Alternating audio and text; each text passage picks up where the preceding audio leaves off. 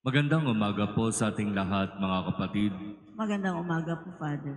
Unang araw ng buwan ng Disyembre, salamat nandito ka sa unang misa sa buwang ito, unang linggo ng Adbyento, panahon ng paghahanda natin para sa Pasko ng Pagsilang. At kung titignan natin dito sa ating altar, naririyan na naman ang tinatawag nating korona ng Adbyento. Korona, hugis bilog, mayroon sang mga dahon na kulay green, bagamat artificial.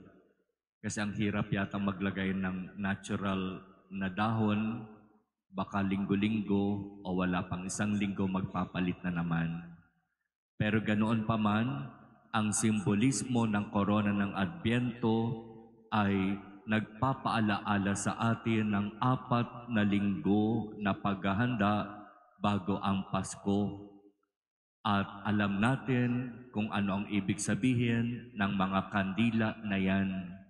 Bawat isang kandila ay sumisimbolo sa linggo ng Adbyento. Kaya bago tayo magpahayag ng mabuting balita, sinindihan ang unang kandila ng Adbyento, kulay violet.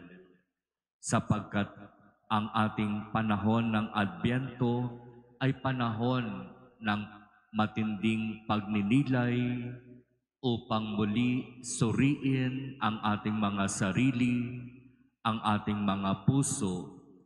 Ano ba ang naging buhay natin nitong mga nakaraang panahon?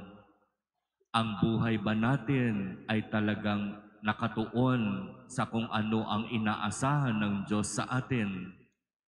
O baka naman ang buhay natin ay para bang naging napakalayo sa inaasahan ng Diyos sa atin? Nagdaang panahon, halos iba't iba tayo ng pinagdaanan, iba't ibang sitwasyon, iba't ibang karanasan. Kumusta yung mga naging karanasan natin nitong nakaraang mga buwan? Kung masasabi natin na medyo hindi maganda, na para bang tayo ay dumaan sa iba't ibang mga pagsubok, ang panahon ng Adbyento ang nagsasabi sa atin ngayon, magsimula tayong muli. Tapos na yung panahon na tayo ay dumaan sa matitinding pagsubok. Sabi nga di ba, ipagpasa Diyos na natin. Sa panahon ng Adbyento, ang sinasabi ng unang linggo, may pag-asa. Huwag tayong mawalan ng pag-asa. Kapag tayo ay patuloy na mananalig at magtitiwala sa Diyos, mayroon palaging pag-asa. Kaya ang unang linggo ng Adbyento ay sumisimbolo at nagpapaalaala sa atin na ang lahat ng pinagdaanan nating hirap at sakit sa buhay ay magtatapos din at may pag-asang darating sa atin basta't manalig lamang tayo sa Kanya. Sa panahon ng Adbyento, sinasabi na tayo ay maghahanda para sa pagdating ng ating Panginoon. Bagamat alam nating lahat na dumating na siya, halos 2,000 taon na ang nakakaraan. Kaya nga itong Pasko na ito na isineselebrate natin every December 25 ay pag-alaala na lamang, paggunita sa unang Pasko na nangyari noon. Inaalaala natin itong napakagandang pangyayari na ito sa kasaysayan ng kaligtasan ng tao. Inaalaala natin sa unang Pasko yung katapatan ng Diyos sa kanyang pangako, na kapag ang Diyos ang nangako, kanyang tutuparin. Mababasa natin di po ba sa Lumang Tipan, sa iba't ibang aklat, kung papaanong noon pa man ipinangako na ni Yahweh na siya'y magpapadala ng Mesiyas sa kanyang bayang Israel, at ang Mesiyas na ito ang magiging tagapagligtas ng sanlibutan.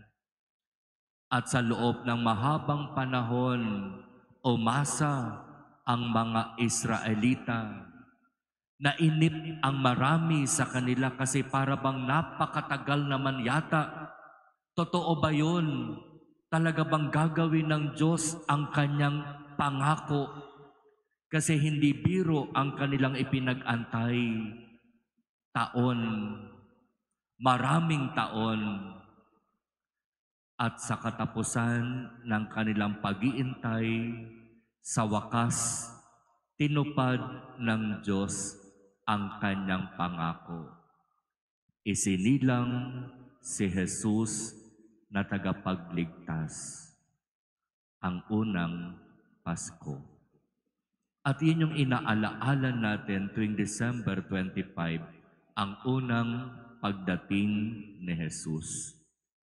At mayroon pa tayong inaasahan na kanyang tinatawag na ikalawang pagdating. At iyon yung sinasabi sa Ingles na Second Coming of Christ. Kailan ito mangyayari? Walang nakakaalam. Kaya nga ang sabi ng Ebanghelyo, kapag nakikita ninyo na nangyayari na ang mga bagay na nakasaad sa kasulatan, tandaan ninyo, dapat kayong maging handa.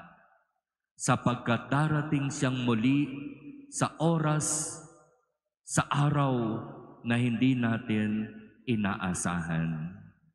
At inihahalin tulad pa nga ang kanyang muling pagbabalik sa pagdating ng magnanakaw.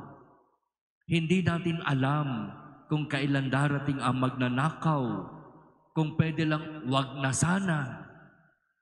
Pero ganoon ang sinasabing pagdating ng Panginoon, walang nakakaalam.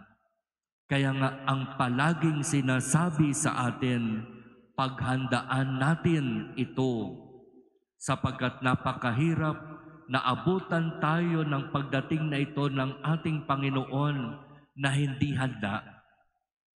Sapagkat kapag hindi handa, anong mangyayari? Hindi tayo tatanggapin sa kanyang kaharian. Kaya nga sabi ni San Pablo sa ikalawang pagbasa sa kanyang unang sulat sa mga taga-Tesalonika, ganito kayo maghanda. Palaguin at pag-alabin ang pag-ibig sa isa't isa. Hindi lamang yung pagmamahal sa sarili at ang pagmamahal sa pamilya ang dapat nating bigyang importansya. Pagmamahal, pagmamalasakit sa lahat ang kailangan upang tayo'y maging karapat-dapat sa Diyos. At sa ating pagsisikap na magmahal at magmalasakit sa kapwa, nandoon din ang pagsisikap na makasunod sa kung ano ang turo at aral ng ating Panginoon. Sa mga bagay na yan, kapag sisikapin nating gawin at isabuhay, makakasiguro tayo na tayo ay may malaking pag-asa na makakapasok sa kaharian ng langit. Kaya mga kapatid, iyan ang ibig sabihin ng panahon ng Adbyento, iyan ang ibig sabihin ng unang linggo ng Adbyento. Kaya biglang naging kulay violet ang kulay ng liturhiya, sapagkat ang kulay violet ay nag-aanyaya sa atin na hindi tayo dapat maging masaya. Dapat tayo ay seryosong nagninilay, seryoso na nagbabalik doon sa mga kung ano ang nangyari sa buhay natin. Na ang buhay ba natin ay talagang naging napakalapit sa Diyos? O baka naman ang buhay natin ay naging napakalayo sa Diyos?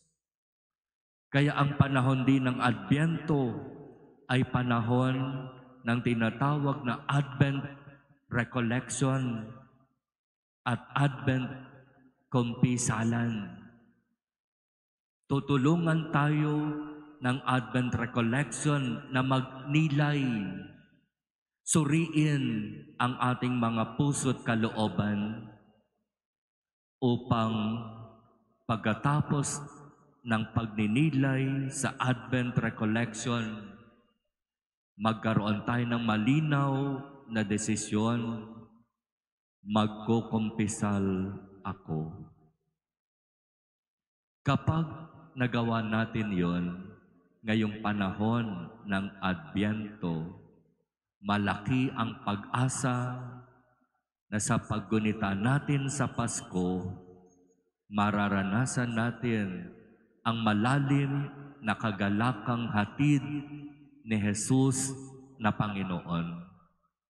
Na kahit walang maraming pera, kahit walang maraming pagkain, kahit hindi kumpleto ang pamilya, magiging masaya ka sapagkat alam mo sa sarili mo, nasa iyo si Jesus.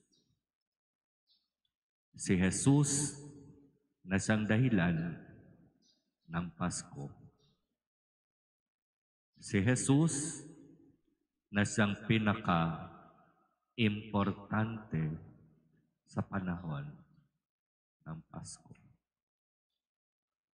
Sa announcement, maririnig natin mamaya, mayroon tayong Advent Recollection this coming Wednesday.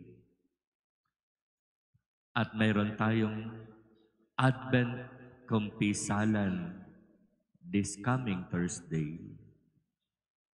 Sana nandito ka.